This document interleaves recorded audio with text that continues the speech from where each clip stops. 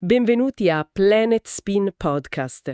Oggi ci addentriamo in una disciplina che, devo dire, sta elettrizzando molti appassionati lungo le nostre coste, lo shore jigging. Già. Viene dal Giappone, no? È molto dinamica, promette adrenalina pura e catture davvero significative, e tutto da terra. Esattamente. Già, ma come si inizia? Che cosa serve veramente? In questa chiacchierata, basandoci sull'esperienza raccolta, insomma su quello che vediamo sul canale YouTube e sul sito di Planet Spin, esploreremo un po' le fondamenta, ecco. Per chi vuole avvicinarsi. Certo. Quindi l'attrezzatura essenziale, le esche giuste, come farle muovere sott'acqua, dove cercare i pesci e poi quali specie possiamo aspettarci qui nel nostro Mediterraneo. Insomma, una specie di guida per partire, dai. Beh, sì, è vero. È una tecnica che richiede un certo impegno, sia fisico che mentale. Ma le soddisfazioni, quelle possono essere enormi. Davvero. Cercheremo di, come dire, distillare le informazioni più importanti. Esatto. Quelle che magari emergono dalle tante discussioni, dalle prove sul campo viste proprio su Planet Spin, per dare delle coordinate chiare a chi sta lì per lanciare il suo primo jig dalla scogliera. Perfetto. Allora, iniziamo proprio dalle basi. Cos'è esattamente lo shore jigging? Si sente parlare anche di diagonal jigging. Ma di che parliamo? In parole povere. Allora, guarda, in sostanza si tratta di pescare dalla riva, che siano scogliere, moli, dighe, insomma da terra, usando delle esche artificiali metalliche, i jig appunto. Ok. Le lanciamo e poi le recuperiamo animandole. Il termine diagonal jigging, nasce proprio perché pescando da terra il nostro filo lavora in diagonale verso il fondale. Ah, capisco. A differenza magari di chi pesca dalla barca quasi in verticale. E questa inclinazione, capirai, influenza come lavora l'esca e anche come percepiamo le mangiate. E perché sta avendo così successo secondo te? Cosa la rende così efficace rispetto ad altre tecniche da riva? Ma guarda, la sua forza sta nel poter esplorare diverse fasce d'acqua, anche quelle un po' più profonde, raggiungendo predatori che magari stazionano vicino al fondo, sai, tra le rocce, Mm, dove altre tecniche da riva faticano ad arrivare.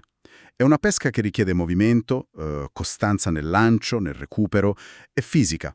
Però probabilmente è quella che da terra, con artificiali, offre le maggiori possibilità di allamare pesci di taglia importante. ah, Quelli che spesso pensiamo siano, come dire, appannaggio solo della pesca dalla barca. capito, chiaro.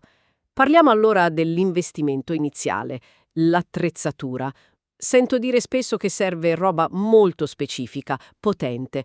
Cosa consigliamo a chi inizia, basandoci su quello che vediamo usare, insomma, dagli esperti di Planet Spin? Beh, sì, è necessaria un'attrezzatura robusta, questo è sicuro. Ma non per forza costosissima all'inizio, ecco. Partiamo dalla canna. Ok, Un buon punto di riferimento, diciamo, è una canna specifica da shore jigging. Lunghezza. Intorno ai 3 metri, i 10 piedi, è un classico. Ma vanno bene anche 2,70 m, i 9 piedi. e la potenza? Cioè, quanto peso lancia? Ecco, la potenza di lancio. Dovrebbe essere adeguata ai jig che useremo di più all'inizio. Diciamo un range tra i 60 e i 100 grammi. O forse anche 80-120 grammi per avere un po' più di margine, non si sa mai. E l'azione della tanna? Perché qui sento pareri diversi. Chi la vuole più morbida per lanciare lontano, chi più rigida per muovere l'esca? Esatto, è proprio lì il punto.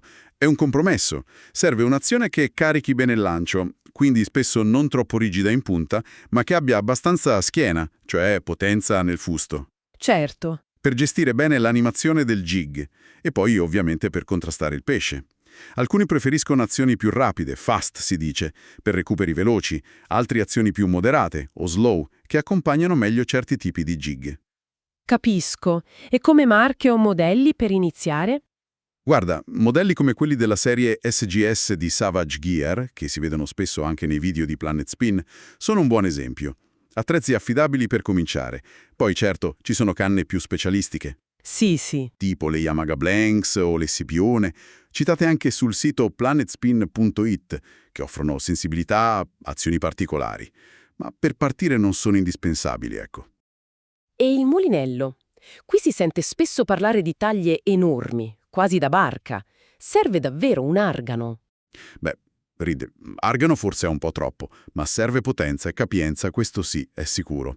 Una taglia 8000, guarda, è considerata da molti, anche nella community di Planet Spin, un po' il minimo sindacale per iniziare seriamente. 8.000 quindi.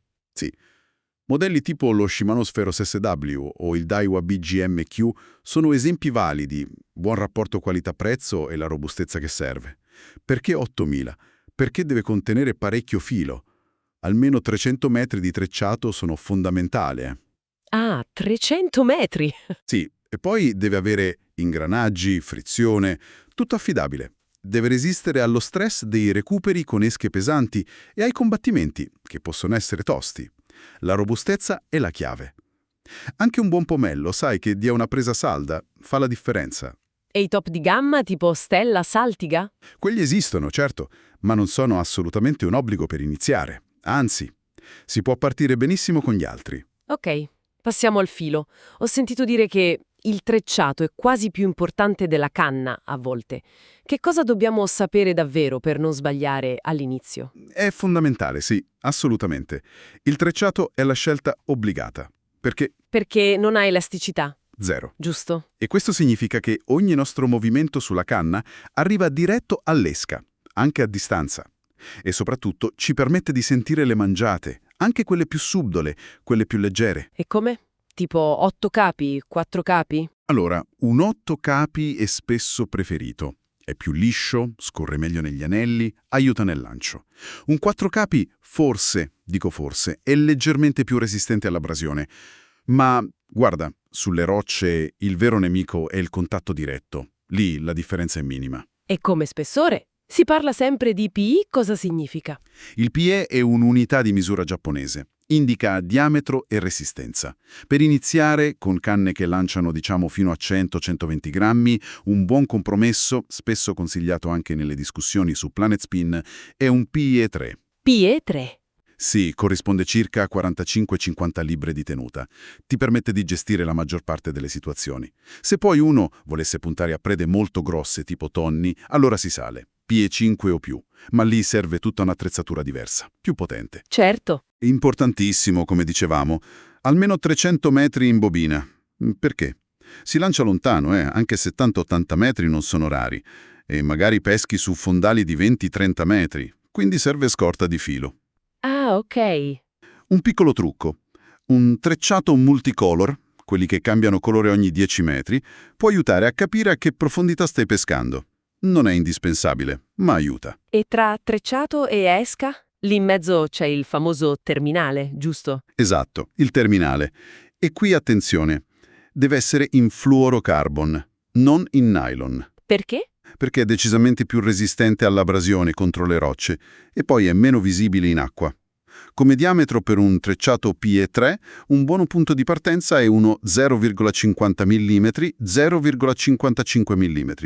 Siamo sulle 40 libbre di carico più o meno. Ok. Si può scendere un pochino, magari 1,050, con acqua limpidissima, o salire verso lo 0,60 se si pesca più pesante. E la lunghezza. Abbondante. Anche 3-4 metri vanno benissimo. Così lungo? Sì, perché protegge il trecciato dallo sfregamento sul fondo negli ultimi metri e poi ti permette di avere il nodo di giunzione già dentro gli anelli quando lanci. Meno attrito, più distanza. Capito. E che nodi si usano per collegarlo?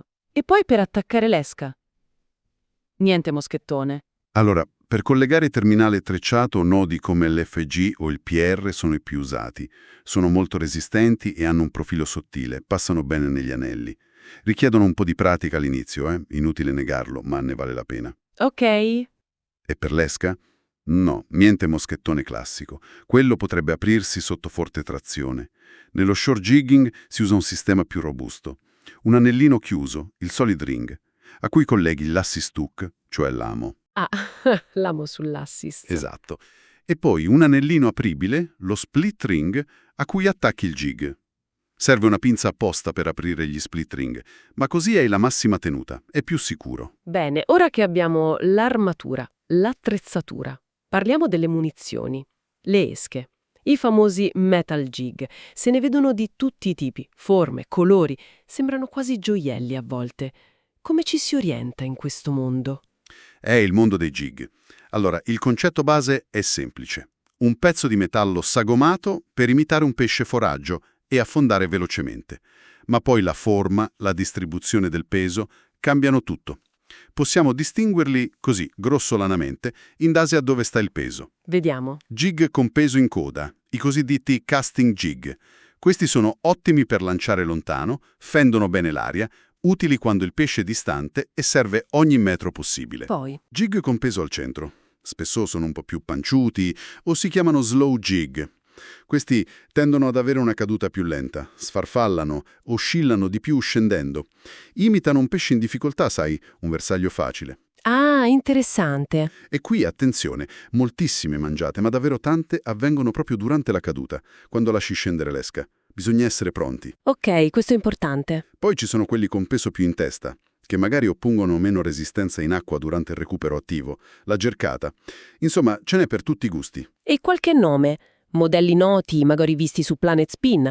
Ma guarda, ce ne sono tantissimi validi. Si parla spesso dei CB1, come il G2 che è facile da animare, o il D3 con quella sua caduta particolare. Poi ci sono i jig di Savage Gear, tipo il Needle Jig, affusolato e rapido, o il Sardine Slider, il Molix Jugulo Wide per una caduta più lenta, i Naturi Boys. Insomma, una bella scelta. L'importante è avere una selezione un po' varia. Per iniziare, pesi tra 60 e 100 grammi, coprono la maggior parte delle situazioni che si incontrano. E il colore? Quanto conta davvero? O è solo marketing? Bella domanda. Guarda, una regola generale basata sull'esperienza comune c'è. Colori naturali argento, blu, sardina, sai, con acqua limpida e sole. Ok. Colori più vivaci, rosa, giallo, arancio, oppure quelli fosforescenti, i glow, con acqua magari un po' torbida, cielo coperto, all'alba, al tramonto, o se peschi molto fondo. Ma la verità Qual è? è che bisogna provare.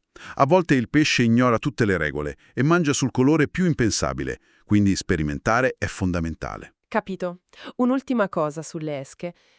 Come si armano? Ami singoli? Ancorette? Allora, su fondali rocciosi, come sono la maggior parte degli spot da shore jigging, l'ancoretta posteriore è quasi un suicidio. Si incaglia di continuo. Immagino.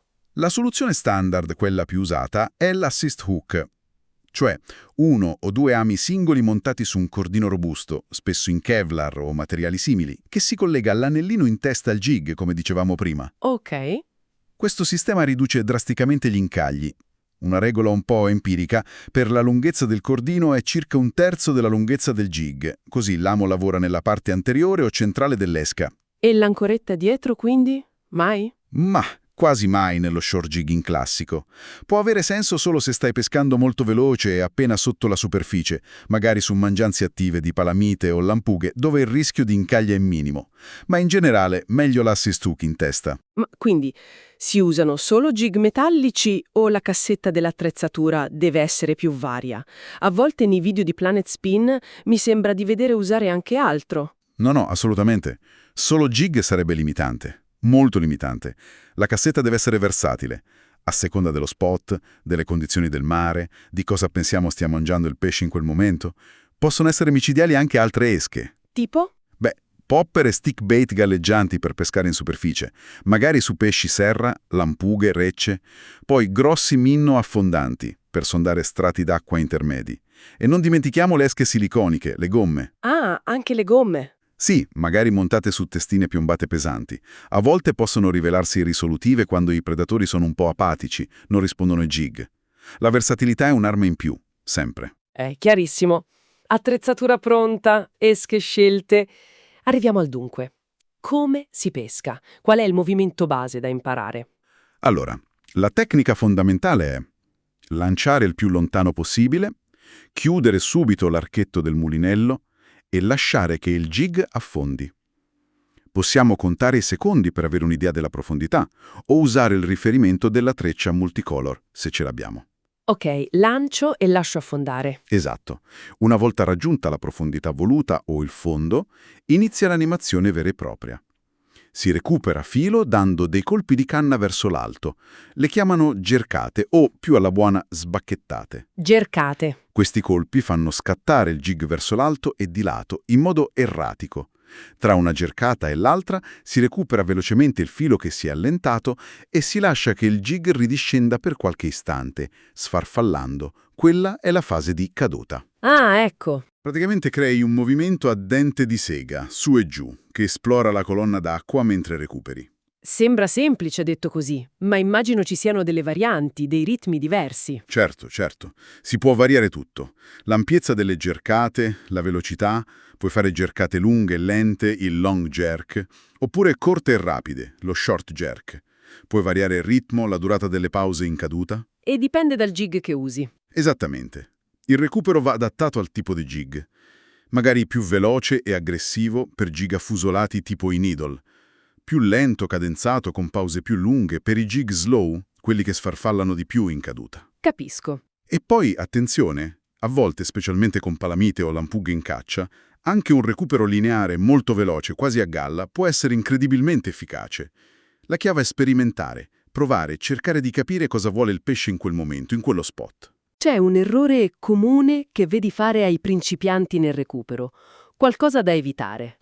Guarda, uno molto comune è perdere il contatto con l'esca durante la caduta.